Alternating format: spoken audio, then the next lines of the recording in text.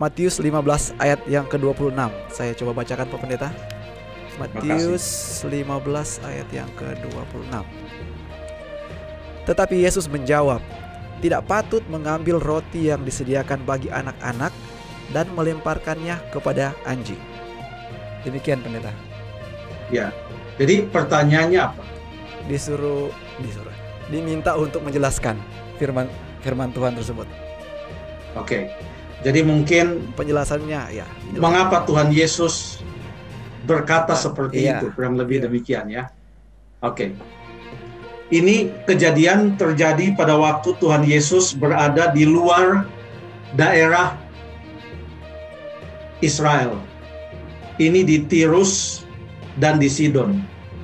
Sudah agak sedikit lebih jauh dari Samaria. Sedangkan orang Samaria saja sudah dianggap oleh orang Israel sebagai orang luar, bukan umat Allah. Orang Israel tidak mau melewati tanah Samaria. Mereka berani jalan mutar dulu, turun ke bawah, menyeberang Sungai Yordan, baru menyeberang lagi, lalu kemudian pergi ke arah Galilea kalau mereka datang dari Yerusalem. Padahal ada jalan yang lebih singkat kalau lewat Samaria. Jadi Tirus dan Sidon ini masih ke sana lagi sedikit dibandingkan dengan Samaria. Mengapa Tuhan Yesus mengatakan hal tersebut? Kita baca dalam Matius 15, kita baca dulu ayat yang ke-23. Ya, ini kejadiannya di Tirus dan di Sidon, kata ayat 21. Coba ayat yang ke-22, mulai 22 lah. Maka datanglah seorang perempuan Kanaan dari daerah itu dan berseru, kasihanilah aku ya Tuhan, anak Daud, karena anakku perempuan kerasukan setan dan sangat menderita. Tetapi Yesus sama sekali tidak menjawabnya.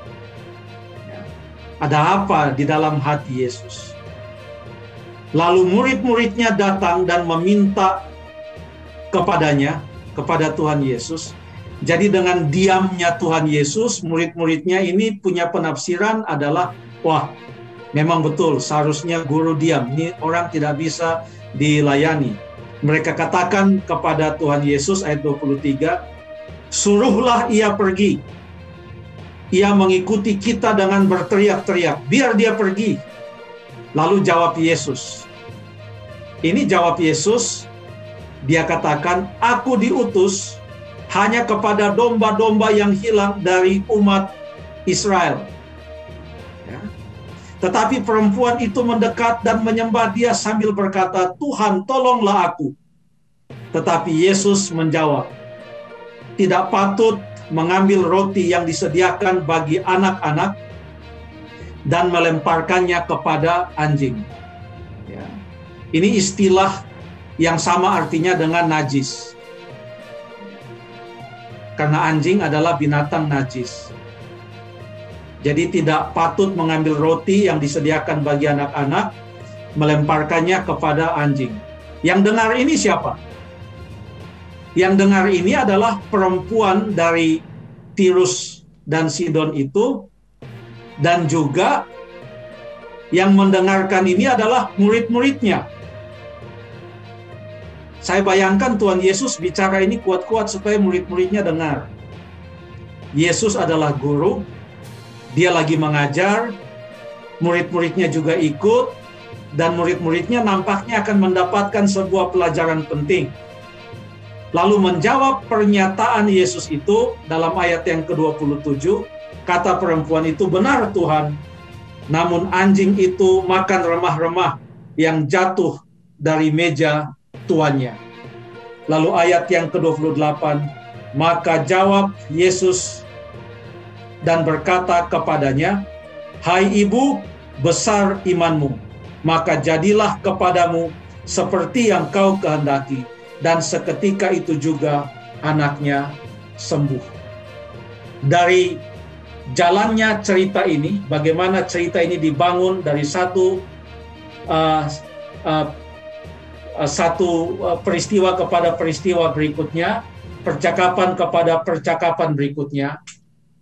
Tuhan Yesus sedang berbicara seakan-akan mau melihat reaksi dan persetujuan murid-muridnya.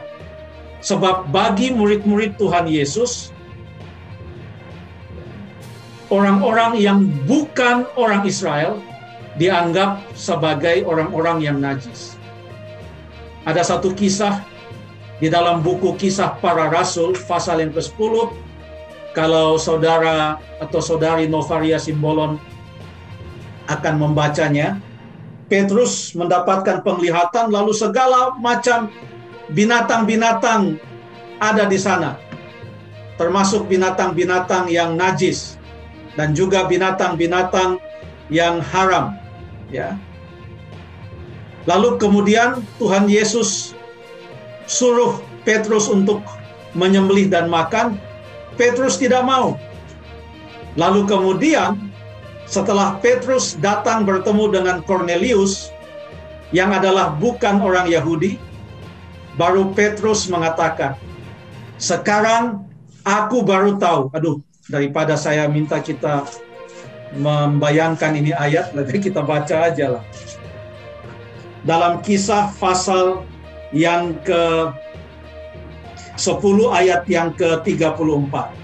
Lalu mulailah Petrus berbicara setelah dia mendapatkan penglihatan itu.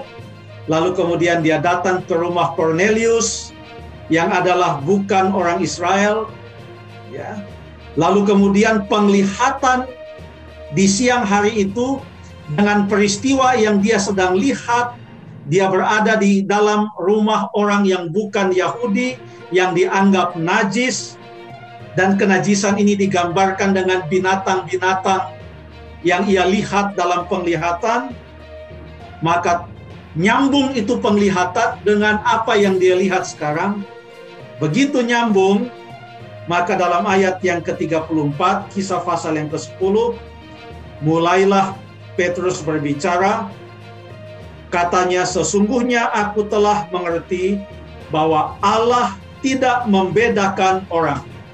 Setiap orang dari bangsa manapun yang takut akan Dia dan yang mengamalkan kebenaran berkenan kepadanya. Jadi Tuhan Yesus mengatakan murid-muridnya ada di sana, termasuk Petrus juga ada di sana, tapi Petrus belum belajar walaupun Tuhan Yesus sudah katakan demikian. Pada akhirnya Petrus pun mengerti.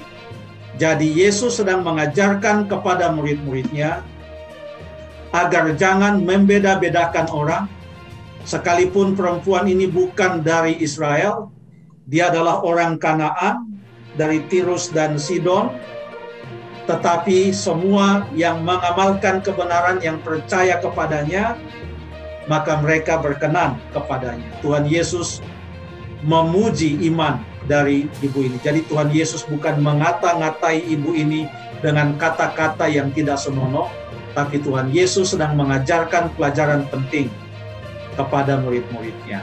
Kurang lebih demikian. Terima kasih.